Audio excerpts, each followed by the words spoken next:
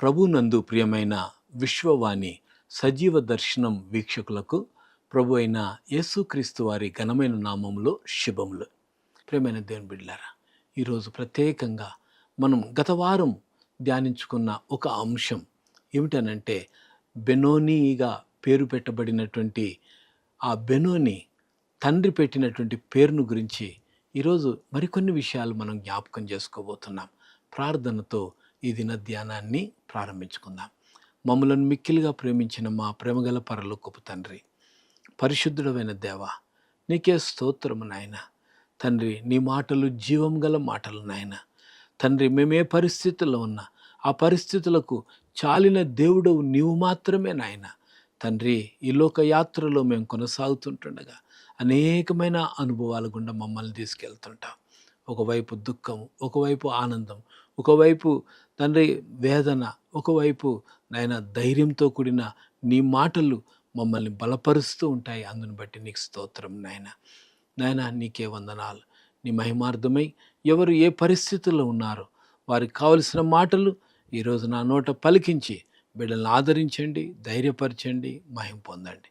నా జరేయుడు జీవాధిపతి అయిన యేసయ్య నామంలోనే ప్రార్థించి అడిగి వేడుకుంటున్నాము తండ్రి, ఆమేన్. ప్రియమైన దేవుని బిడ్డలారా, గత కార్యక్రమంలో మనము బెన్యామీను గురించి కొన్ని విషయాలు మనం ధ్యానించుకున్నాం.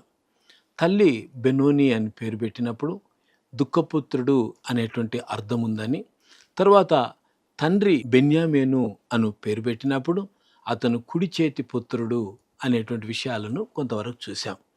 ఆ తర్వాత ఏ గోత్రం అయితే మరి తల్లి దుఃఖపుత్రుడు అని పేరు పెట్టి మరణించిందో అదే గోత్రముల నుండి దేవుడు మొట్టమొదటి రాజును ఇశ్రాయేలీయులకు దయచేసినట్లుగా మనం చూస్తూ ఉంటున్నాం. నిజమే ప్రియులారా, మనం చాలాసార్లు మన నోటితో మనం మాట్లాడినప్పటికీ ఆ మాటలు తిరిగి వెంటనే మార్చబడి బెన్యామీను అనే పేరు పెట్టడం ద్వారా యాకోబు పలికినటువంటి ఆ పేరు కలిగిన బెన్యామీను ఆశీర్వదింపబడినటువంటి స్థితిలోనికి వచ్చాడు. అది ఏ విధంగానంటే, మొట్టమొదటి రాజు ఆ గోత్రంలో నుంచే బయలుదేరాడు. ఎన్నికలేని గోత్రంగా పిలువబడినటువంటి ఆ గోత్రం ఈరోజు ఆ గోత్రం నుండి మొట్టమొదటి రాజు రావడానికి గల ఉద్దేశం దేవుని యొక్క అనంతమైన ప్రణాళిక. అవును ప్రియ దేవుని బిడ్డలారా, ఈరోజు నువ్వు ఎలాంటి పరిస్థితుల్లో ఉన్నావో నాకైతే తెలియదు, కానీ అందరి చేత తృణీకరింపబడినటువంటి పరిస్థితుల్లో నువ్వు ఉండవచ్చునేమో, కానీ లేవనెత్తేది ఎవరో తెలుసా? దేవుడే లేవనెత్తుతాడు, దేవుడే బలపరుస్తాడు, దేవుడే ఒక ఉన్నతమైనటువంటి స్థితిని మనకి ఇవ్వబోతున్నాడు. ఈ మధ్య ఒక సాక్ష్యం వింటూ వచ్చాం. 5 అన్నదమ్ములలో కనిష్ఠుడైనటువంటి ఒక వ్యక్తి తృణీకరింపబడి ఒక ప్రాంతానికి 4 అన్నలను విడిచిపెట్టి, మాకు దూరంగా ఉండు, నీ వల్ల మా పేరు పాడైపోతుంది, నీ వలన మేము బాగలేము, ఇక్కడ మాకు సంతోషం లేదు, నీకు కావలసిన డబ్బు నువ్వు తీసుకెళ్ళు, నువ్వు దాన్ని నాశనం చేసుకుంటావా, దాన్ని బాగు చేసుకుంటావా, నీ ఇష్టం, మా దగ్గర మాత్రం ఉండకూడదు, మా పిల్లల దరిదాపుల్లో కూడా నువ్వు ఉండకూడదు అనేసి ఇంటి నుంచి తొలివేశారు. తృణీకరింపబడిన వ్యక్తి. కానీ అలాంటి తృణీకరింపబడినటువంటి వ్యక్తి తన యొక్క జీవితాన్ని చాలా జల్సాగా, చాలా డబ్బులు ఖర్చు చేస్తూ తన జీవితాన్ని వ్యర్థపరుచుకుంటున్నాడు. కానీ తన భార్య యొక్క ప్రార్థన, తన భార్య తన భర్తను సరైనటువంటి మార్గంలో తెచ్చుకున్న కారణం చేత ఈరోజు ఆ వ్యక్తి ప్రభువుని నమ్ముకొని ప్రభు కొరకు సాక్షిగా ఉండడమే కాదు, ప్రభు పరిచర్యకు సహకారిగా మారినటువంటి వ్యక్తిగా మారాడు. కుటుంబస్తులు తనను ద్వేషించారు, కుటుంబస్తులు తనను తృణీకరించారు. కానీ దేవుని యొక్క అనంతమైన ప్రణాళిక మనం ఆలోచన చేస్తే అద్భుతం. తృణీకరింపబడిన వారిని సైతం లేవనెత్తేటువంటి దేవుడు మన దేవుడు. అయితే తృణీకరింపబడినటువంటి గోత్రంగా పిలువబడినటువంటి ఆ బెన్యామీను గోత్రం, లేదా బెనోని అని పేరు పెట్టబడినటువంటి బెన్యామీను, దుఃఖపుత్రుడుగా ఉన్నటువంటి ఆయన కుడి చేతి పుత్రుడు అని పిలువబడేటువంటి స్థాయికి తండ్రి ఆశీర్వదించినప్పుడు దేవుడు ఆ విధంగానే ఆశీర్వదించాడు. దానికి ఉదాహరణగా సౌలు మహారాజు మొట్టమొదటి రాజుగా ఏ విధంగా ఆయన రాజు అయ్యాడో మనం గత కార్యక్రమంలో చూసుకున్నాం. ఈరోజు ప్రియమైన దేవుని బిడ్డలారా, క్రైసిస్లో లేకుంటే కష్ట పరిస్థితుల్లో, దుఃఖంలో ఉన్నప్పుడు, బాధల్లో ఉన్నప్పుడు, ప్రాణ నష్టము 12 గోత్రాలలో జనాంగమే సమూలంగా ధ్వంసమయ్యేటువంటి పరిస్థితుల్లో ఇదే బెన్యామీను గోత్రానికి చెందినటువంటి ఒక వ్యక్తి అక్కడ అద్భుతమైన కార్యం చేసినట్లుగా మనం చూస్తూ ఉంటాం. ఎస్తేరు గ్రంథం 2వ అధ్యాయము 5వ వచనాన్ని మనం చూసినట్లయితే, షూషను కోటలో బెన్యామీనీయుడగు కీషునకు పుట్టిన షిమీ కుమారుడగు యాయిరు వంశస్థుడైన మొర్దెకై అను ఒక యూదుడుండెను. ఇక్కడ ఈ మాట మనం గమనించినట్లయితే అద్భుతమైనటువంటి విషయం ఏమిటనంటే, ఇశ్రాయేలీయులు లేకుంటే యూదులందరూ సంహరింపబడాలనేటువంటి ఆజ్ఞ బయలుదేరినప్పుడు ఈ యొక్క మొర్దెకై తను బహిరంగంగా పబ్లిక్లోనికి వచ్చి తను గోనెపట్ట ధరించి ఇశ్రాయేలీల పక్షాన లేకుంటే యూదుల పక్షాన ఆయన నిలువబడి యూదులందరూ సంహరింపబడకుండా ఉండేటట్లుగా కోటలో ఉన్నటువంటి ఎస్తేరును కూడా ప్రభావితం చేయగలిగినటువంటి వ్యక్తి ఈ మొర్దెకై. అందుకే 4వ అధ్యాయము 1వ వచనాన్ని మనం చూస్తే, జరిగినదంతయు తెలియగానే మొర్దెకై తన బట్టలు చింపుకొని గోనె పట్టలు వేసుకొని బూడిద పోసుకొని పట్టణము మధ్యకు బయలువెళ్ళి మహాశోకముతో రోదనము చేశాడు. ఏమిటి జరిగింది అని అంటే, హామాను యూదులందరినీ ఒక్క దినమందే సంహరించాలి అనేటువంటి ఒక ఆజ్ఞ జారీ చేశాడు. రాజాజ్ఞను ఎవరు తృణీకరించడానికి వీల్లేదు. అలాంటి పరిస్థితుల్లో మొర్దెకై గోనెపట్ట ధరించినటువంటి పరిస్థితిని మనం చూస్తాం.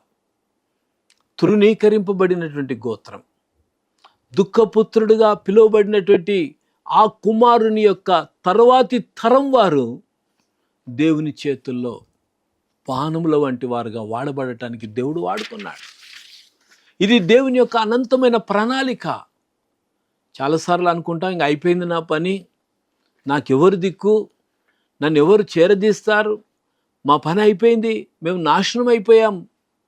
ప్రియమైన దేవుని బిడ్డ, ఏనాడు కూడా మనం ఇలాగైపోయాం అలాగైపోయాం అని మన నోట రావటానికి వీల్లేదు. నా దేవుడు సజీవుడు, నన్ను ఆశీర్వదించగలడు, ఈ పరిస్థితుల నుంచి నన్ను విడిపించగలడు అనేటువంటి ఆ నమ్మకం, ఆ విశ్వాసం మనం కలిగి ఉండాలి. దేవుడు యాకోబును ఏర్పాటు చేసుకున్నాడు, ఇశ్రాయేలుగా మార్చాడు, వాగ్దానం ఇచ్చాడు, వారిని వారి సంతానాన్ని పుట్టబోవు జనాంగాన్ని దీవిస్తానని దేవుడు వాగ్దానం ఇచ్చాడు. వాగ్దానం ఇచ్చినటువంటి దేవుడు నమ్మదగినవాడు.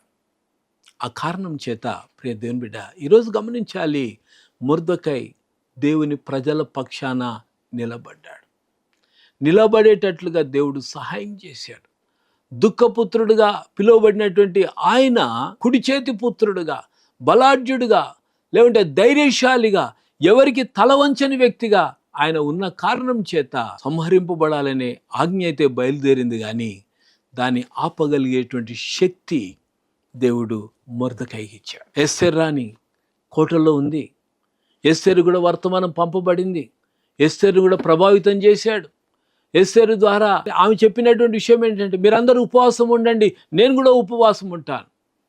నేను రాజు దగ్గరికి వెళ్ళే సమయం కాదు ఇది, అయినా నేను వెళ్తా. నేను నశిస్తాను, కానీ ప్రజలందరూ కాపాడబడటానికి నా వంతు పని నేను చేస్తానని ఎస్తేరు కూడా ఒప్పుకోవడం. ప్రియమైన దేవుని బిడ్డ, ఎంత అద్భుతం! ఇవన్నీ దేవుని కార్యాలు.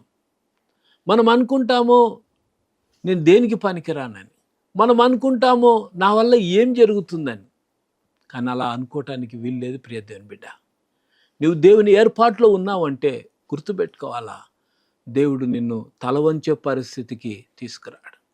మొర్దెకై మనుషుల ఎదుట తల వంచలేదు, కానీ దేవుని ఎదుట ఆయన తల వంచాడు. మనుషుల ఎదుట తల వంచితే మనము దేవుని ఎదుట తలదించుకునే పరిస్థితులు వస్తాయి.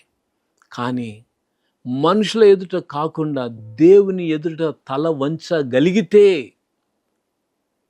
మనుషులందరూ తల వంచేటట్లుగా దేవుడు సాయం చేస్తాడు. జరిగింది ఇక్కడ అదే. ఇక్కడ అద్భుతమైనటువంటి విషయం ఏంటంటే, వీరు అలా నిలబడడం కారణం చేత యూదులందరినీ సంహరించాలనేటువంటి ఏ ఆజ్ఞ అయితే ఉందో ఆ ఆజ్ఞ ఎవరు కూడా మార్చటానికి లేదు. పారసీక రాజు ఆజ్ఞాపించాడు అనంటే ఆ రాజాజ్ఞ ఖచ్చితంగా నెరవేర్చబడవలసిందే. కానీ దేవుని యొక్క అద్భుతం ఏంటంటే, మొర్దెకైని, ఎస్తేరును వాడుకొని రాజాజ్ఞని మార్చటానికి, తాకీదులు మార్చటానికి అధికారం పొందుకున్నారు.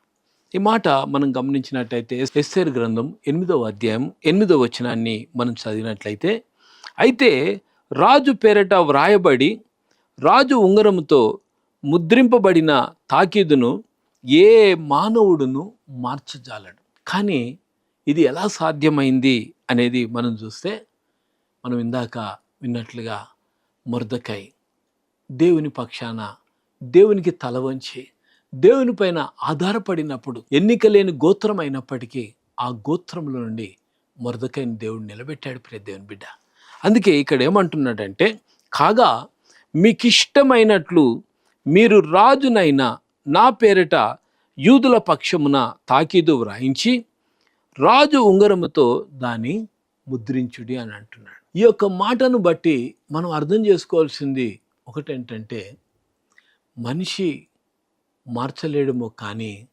దేవుడు మార్చగలడు. ఇది మనుషులకు అసాధ్యమే కావచ్చునేమో కానీ దేవునికి సాధ్యం.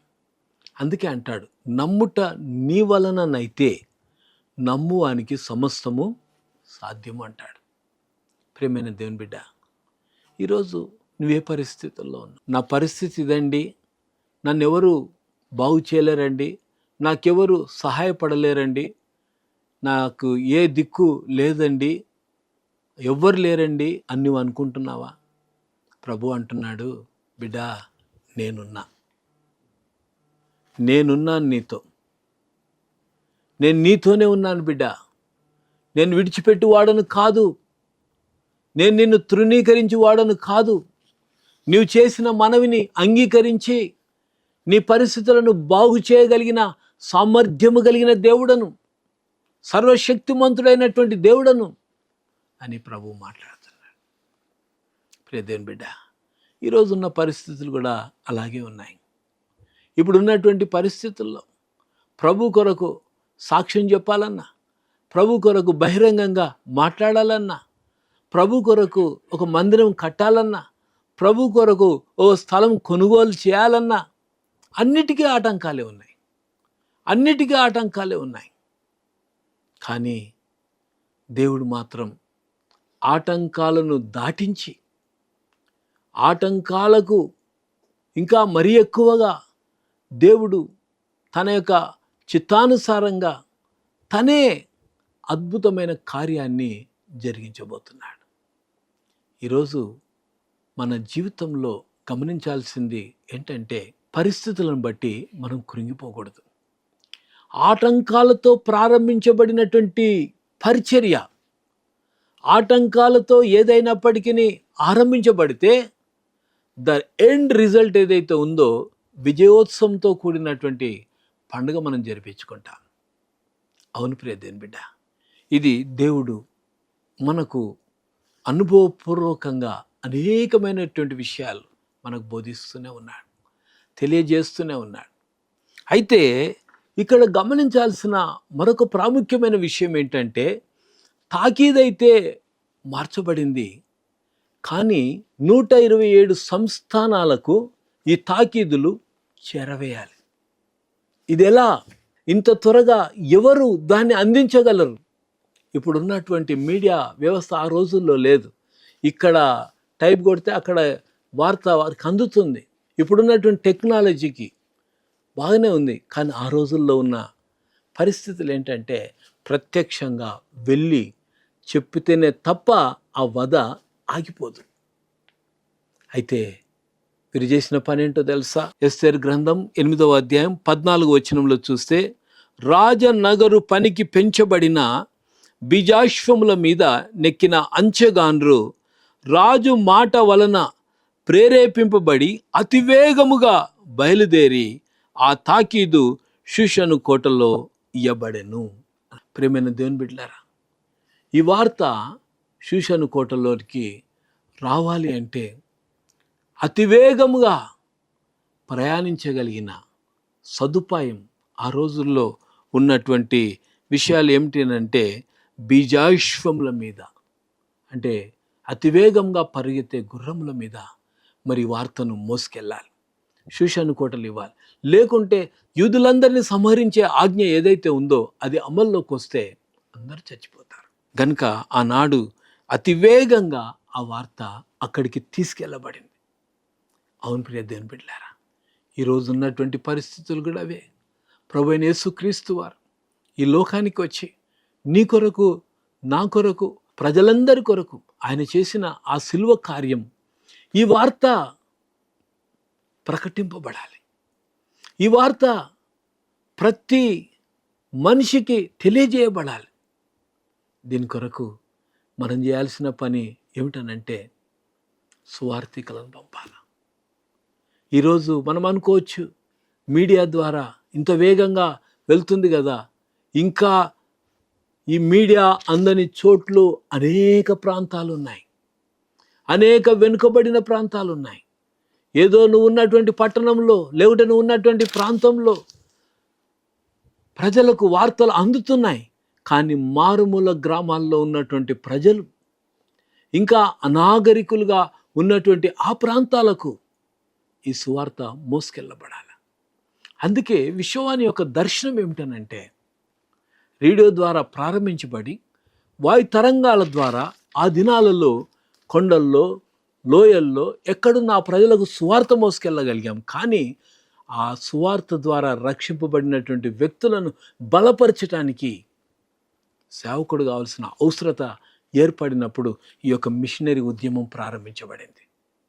ఒక 15 పైసల పోస్ట్ కార్డ్ వారి అక్కర్లను తెలియజేసినప్పుడు వారి యొక్క అవసరతను బట్టి ఆ దగ్గరి ప్రాంతాల్లో ఎక్కడ కూడా వారు ఆరాధన చేసుకోవడానికి స్థలం లేనటువంటి ఆ పరిస్థితుల్లో మిషనరీ ఉద్యమాన్ని ప్రారంభించి ఈరోజు దరిదాపుగా 11,000 గ్రామాలలో మనం సేవ చేయగలుగుతున్నాం. ఇది దేవుని యొక్క మహాకృప. ఈ వార్త వెళ్ళకపోతే ప్రజలు నశిస్తారు. యేసు ప్రభు వారి యొక్క ఉద్దేశం నశించిన దానిని వెతికి రక్షించటానికి ఆయన ఈ లోకానికి వచ్చాడు. నీ కొరకు, నా కొరకు ప్రాణం పెట్టాడు. ఈ సమాధాన సువార్త, ఈ వార్త ప్రతి ఒక్కరికి చేరాల ప్రియ దేవుని బిడ్డలారా. ఆనాడు కనిష్ఠుడు లేకుంటే ఎన్నికలేని గోత్రం నుండి ఎన్నుకోబడ్డ మొర్దెకై ద్వారా ఆ రోజు యూదులందరూ సంహరింపబడేటువంటి ఆజ్ఞ ఆగిపోయినట్లుగా చూస్తున్నాం. ఈరోజు సాక్షాత్తు దేవుడే యేసుక్రీస్తుగా కన్యక గర్భంలో జన్మించి ఆయన నీ కొరకు, నా కొరకు ఆ శిలువ యాగము ద్వారా చేసిన ఈ ప్రాయశ్చిత్తం, ఈ యొక్క ప్రాయశ్చిత్తం జరిగింది నీ పాపముల కొరకు, నా పాపముల కొరకు ఆయన మరణించాడు, ఇక మీదట ఏ శిక్ష విధి లేదు అనేటువంటి ఈ వార్త ప్రకటించడానికి విశ్వవాణి ప్రయాసపడుతుంది. దానికి మీ ప్రార్థన, మీ సహకారాన్ని బట్టి ఈరోజు మారుమూల గ్రామాలలో ఎవరు ఇదివరకెన్నడి దున్నని బీడు భూములను దున్నడానికి దేవుడు కృప చెబుతున్నాడు. గనుక నేనేం చేయగలను అని అనుకుంటున్నావేమో, నీ యొక్క ప్రార్థన దేవుడు కార్యం చేయగలడు. నీ ప్రార్థన ద్వారా దేవుడు కార్యం చేయగలడు. నీ యొక్క చేతిలో ఉన్నది ఏదైతే ఉందో దాని ద్వారా దేవుడు కార్యం చేయగలడు. వాడుకోవడానికి ఇష్టపడతా ఉన్నాడు. ప్రియమైన దేవుని బిడ్డ, దుఃఖపుత్రుడుగా పిలువబడినటువంటి ఆ బెనోని బెన్యామీనుగా మారి అనేకులకు ఆశీర్వాదకరంగా ఆ గోత్రాన్ని దేవుడు ఎంచుకొని అనేక మందికి దీవెనకరంగా మార్చాడు. మనం కూడా అలా దీవెనకరంగా మారటానికి దేవుడు సహాయపడును గాక. ప్రార్థన చేసుకుందాం. మమ్మలను మిక్కిలిగా ప్రేమించిన మా ప్రేమగల పరలోకపు తండ్రి, పరిశుద్ధుడమైన దేవా, నాయనా, తల్లి మరణిస్తూ ఉండగా బెనోని దుఃఖపుత్రుడా అని పేరు పెట్టి వెళ్ళింది నాయన. కానీ తండ్రి వెంటనే బెన్యామీను అని పేరు పెట్టాడయ్యా. ఎంత గొప్ప ఆశీర్వాదం నాయన. నువ్వు మమ్మల్ని ఆశీర్వదించే దేవుడవు నాయన. మా నోట ఎప్పుడు ఆశీర్వచనాలే రావాలా ప్రభా. ఎవరిని మేము దూషించకూడదు నాయన. ఎవరిని మేము తండ్రి ఏదో రకంగా శపించేటువంటి మాటలు మేము మాట్లాడకూడదు నాయన. నిష్ఠుర పెట్టే మాటలు మాట్లాడకూడదు నాయన. అలాంటి గొప్ప కృప మాకు దయచేయండి తండ్రి. విన్న ప్రతి ఒక్కరు కూడా వారి నోట ఆశీర్వచనమే తప్ప దూషణతో కూడినటువంటి మాటలు కానీ, ఎదుటి వారిని నిందించే మాటలు కానీ మా నోట రాకుండా మీరే సహాయం చేసి ఆశీర్వచనాలు పలకగలగటానికి కృప చూపమని జీవం గల యేసయ్య నామములోనే ప్రార్థించి అడిగి వేడుకుంటున్నాము తండ్రి. ఆమేన్. మన ప్రభు అయిన యేసుక్రీస్తు వారి కృప, తండ్రి అయిన దేవుని ప్రేమ, పరిశుద్ధాత్ముని యొక్క అన్యోన్య సహవాసం వాక్యం విన్న బిడ్డలకి ఇప్పుడు ఎల్లప్పుడూ సదాకాలం తోడై నడిపించును గాక. ఆమేన్.